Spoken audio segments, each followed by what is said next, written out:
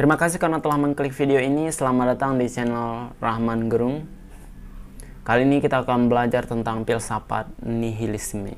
Iya, nihilisme adalah pandangan aliran filsafat yang positif sekaligus negatif. Selain itu, pandangan ini juga mengantarkan kita ke jurang ateisme.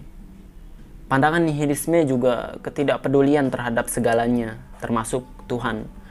Jika Tuhan itu ada, nampaknya ia tidak bertanggung jawab terhadap ciptaannya, sehingga menimbulkan kebingungan dan ciptaannya saling berselisih tentang keberadaannya.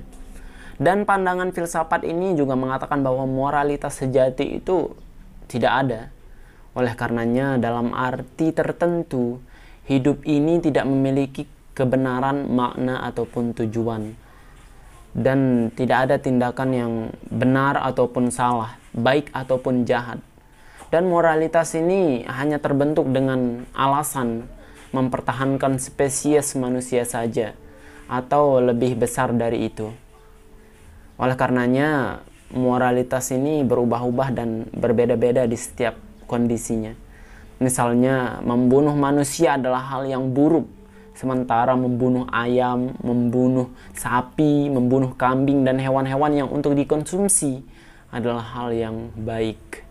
Nampaknya moralitas ini tidak bekerja pada hewan-hewan yang manusia konsumsi.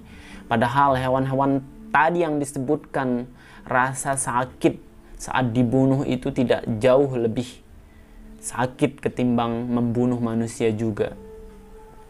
Ya, membandingkan hewan dan manusia mungkin terkesan merendahkan manusia. Namun, bagaimana dengan manusia yang dipandang jahat? Seringnya moralitas ini tidak bekerja pada manusia yang dianggap jahat oleh mayoritas. Jangankan yang dianggap jahat, manusia yang berbeda pandangan, keyakinan, dan ideologi, kadang moralitas itu tidak bekerja pada mereka. Dan disinilah anggapan bahwa moralitas sejati yang sejati itu tidak ada. Itu hanya omong kosong. Nihilisme banyak digunakan untuk menunjukkan suasana putus asa atau kehampaan dan kesederhanaan keberadaan manusia. Padahal arti yang sebenarnya nihilisme ini adalah ketidakpedulian terhadap sesuatu atau tidak ada yang bernilai di dunia ini. Tidak ada yang bermakna di dunia ini. Tidak peduli kamu berkeyakinan terhadap apapun. Jika kamu tidak peduli terhadap suatu nilai atau norma, maka kamu adalah seorang yang nihilisme. Jadi nihilisme itu bukan pandangan yang menyeluruh. Namun ketika kamu tidak peduli terhadap sesuatu, maka kamu seorang nihilisme.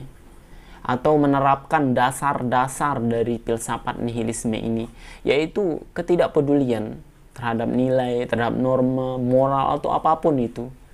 Namun nampaknya nihilisme ini secara penuh akan bekerja pada orang-orang yang ateis. Karena orang ateislah yang memenuhi syarat terhadap terlaksananya filosofi nihilisme ini. Sangat sulit kita menemukan orang yang beranggapan semua ini tidak memiliki nilai dan arti dan tidak berarti sama sekali, selain orang-orang yang ateis. Dan kita hanya hidup untuk menanti kematian yang hanya diimani atau diyakini oleh orang ateis. Sisi negatif nihilisme, ya, pandangan arus utama secara garis besar adalah bahwa ateisme sangat erat kaitannya dengan nihilisme. Menurut pandangan sebagian besar orang-orang, ateisme tidak akan merasa terikat oleh norma-norma moral. Akibatnya ia cenderung tidak berperasaan, egois, bahkan kriminal. Nah, pada saat yang sama, dia akan kehilangan pengertian bahwa hidup ini memiliki arti, dan karena itu cenderung ke arah putus asa dan bunuh diri. Seorang novelis Rusia, Dostoyevsky, mengatakan, jika Tuhan itu tidak ada, maka semuanya diizinkan. Nah, karena ungkapan tersebut, dia membunuh ayahnya.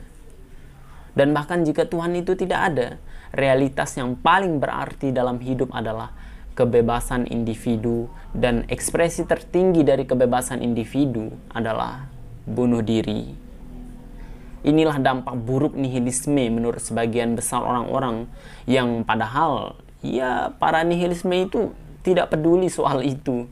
Namun tetap saja bagi sebagian besar orang-orang itu sangat merugikan. Nah, selain memiliki sifat negatif atau sisi negatif, nihilisme juga memiliki sisi yang positif. Ya, jika kita memang tidak peduli terhadap sesuatu, maka itu termasuk hal-hal yang buruk yang kita alami begitu. Misalnya kita diputusin gebetan, orang-orang itu membenci kita, mungkin kita pernah dipermalukan atau dan lain sebagainya. Jika kita mengambil sikap nihilisme atau sikap tidak peduli terhadap hal-hal tersebut, maka ya sudahlah, kenapa harus dipikirkan? Bukankah hal-hal itu tidak memiliki arti dan makna? Maka hal-hal yang buruk yang kita alami juga akan seperti itu.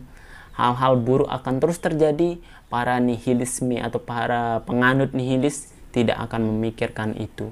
Selama masih hidup, maka kita bebas melakukan apa yang ingin kita mau. Tetapi hal-hal bebas itu ya seperti berkontribusi terhadap masyarakat dan ilmu pengetahuan, menolong sesama, berkarya, dan lain sebagainya yang menurut sebagian mayoritas itu adalah sifat yang positif.